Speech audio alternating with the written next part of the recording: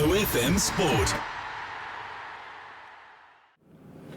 Rory, the trust, it's a word that really stood out for me yesterday. Gaining the trust of the fans. Yeah. Bottom line is, a lot of people tend to forget this. The fans are so important to the game, and a lot of people sometimes forget that the fans aren't quite idiots, and they also do understand the sport. Maybe do not understand what's happening in the boardrooms, and that's rightly so. Boardrooms stays where it should be. How do you win the trust apart from just performances on the field? Okay, just on our fans, I believe our fans actually are well informed. I think they know a lot about what's going on here, and for me, trust is something is something that's earned.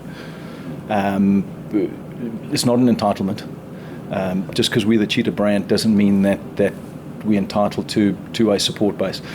We have to now show integrity in the way we act, and we also need to perform in the field. Okay, and we've got a squad at the moment, and I believe certainly from the management side and from I'm sure our support base side, what they want to see is 15 players at any given time playing their absolute heart out for the Cheetahs and representing the people of the Free State.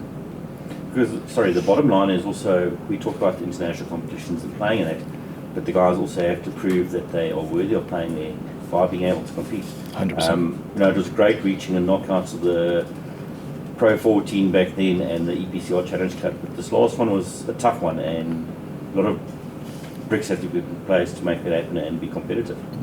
100%. So you said it, a lot of bricks have to be put into place, and that's our goal. So what we've got to do is we need to be able to start from that foundation and start putting those bricks into place so that we can prove that we are capable of playing in an international competition.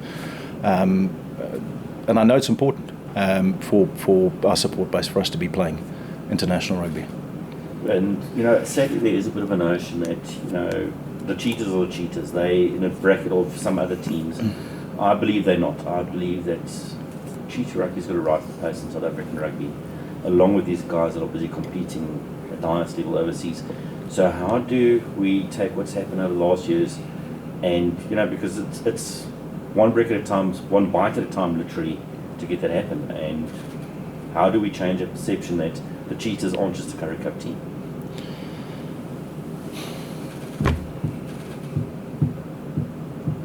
It's a good question.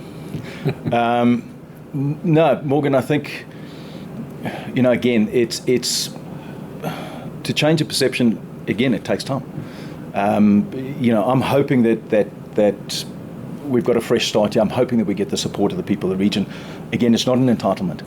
It's something that we need to go in the field and we need to show that we're giving everything we possibly have to be able to prove ourselves, to be able to prove we can play at a higher level. And all we can do is start. I don't want to say start, but all we can do is operate in the correct manner, okay? So that we build that trust back that you spoke about, and like I say, on the field, give everything we got, and the supporters need to be able to see that as well. And are you excited for this challenge? Because it's obviously a daunting task. You do have a broad set of shoulders, so we know you can carry these kind of things. But as a player that's captain the team to Currie Cup title, do you feel that this might have prepared you well for what the challenges the business might throw you 20 years down the line? Yeah, it's when I was here and I was in doing my role as director of rugby, I spent a lot of time in this room and in the boardroom, and working closely with Rono and Harold at the time as well, and I believe that the experience that I gained from them has put me in a good position to be able to take this on. And whether you're coaching or whether you're leading a rugby team as a captain, it's about trying to build those relationships and the trust with the people that you're working with as well, and get everybody on board. And I think that's important for us as an organisation, to be able to pull everybody together now so that we're working in the same direction. Rory, just last one for me. You obviously left here and you went to England to be at the Worcester Warriors, and it's well documented what happened there. have you learned anything about, probably slightly different circumstances, but has anything out of that experience taught you something about the challenge you're tackling now?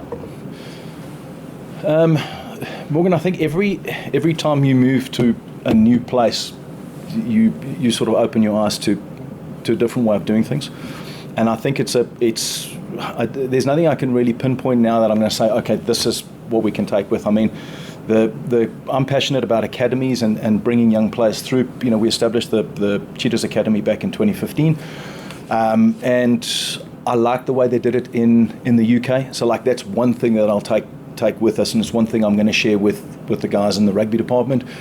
Make some suggestions on how we can make adjustments and revive our academy again. But I think there's a collection of things that as you go along, you go, oh, these guys used to do this and do that. You know, if you stay in one place, it's great because you obviously get to know things. But when you travel, you broaden your horizons, and I'm looking forward to bring you some of those experiences here to the Cheetahs. It would be wonderful if you bring a certain player back that went with you to England. I would love that player to come back and join us. Yeah. Are we talking about Francois Fenton? Yeah. Okay. Yeah. Swice. I would love for Swice to be able to come back to the Cheetahs.